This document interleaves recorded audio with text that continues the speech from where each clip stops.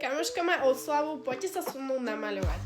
Ako prvé som si dala ešte ráno krém, ktorý môže ísť pod make-up. Mám prispôsobený mojej pleti, takže nekúpujem žiadne hovadiny.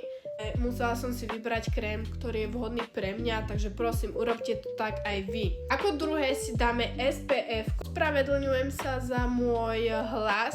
Mám alergiu, takže mám trošku chytnuté dutiny. Toľko toho SPF. Napíšte mi do komentára, či aj vy používate nejaké SPF-ko. Ak áno, tak aké? Kľudne aj ak máte nejaké skúsenosti s týmto SPF-kom virálnym, čo som si práve dala na seba, že či vám náhodou nerobí nejaké flaky, pretože viem, že veľa ľuďom robí tieto flaky. Tretí produkt, tu máme tento make-up od Armani. Mám odtieň číslo 4. Nemám žiadny štetec teraz voľný, všetky sú zababrané, tak použijem tento. Preto treba pretrepať.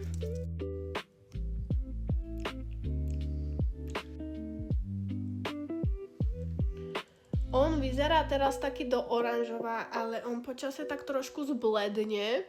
Vyberala som to fakt strašne dlho. Pozerali sme to aj na dennom svetle v Douglase a úplne krásne to vyzeralo. Ja make-up vôbec nenosím, takže je to pre mňa taká dosť zmena za prírodzenosť, ale vždy som chcela nejaký make-up, že keď niekam pôjdem, tak sa proste pekne namachlím.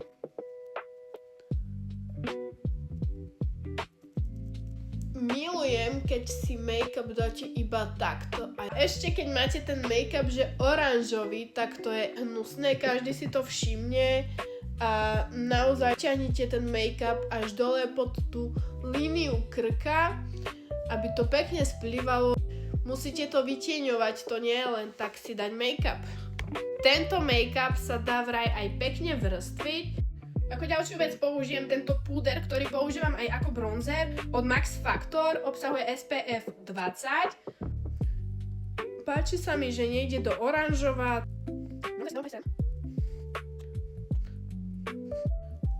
Aj sem.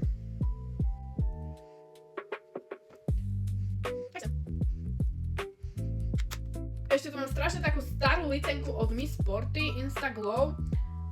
To si dávam väčšinou sem. Aby som si trošku predĺžila tvár. Obočie si nemaľujem, ale highlighter si tam vždy dám. A možno si aj namaľujem, uvidím. Na obočie použijem Got to be Girl. Tento hnedý odtieň. Posledná vec sú pery. Použijem túto ceruzku od Miss Sporty. Odtieň 400. Taká krásna. To som musela ísť ku zrkadlu. Poslednú vec, tu máme tento matný rúž od Lancome 318. Ak by ste chceli ďalšie takéto videá, tak kľudne mi daj like, komentár, budem veľmi rada.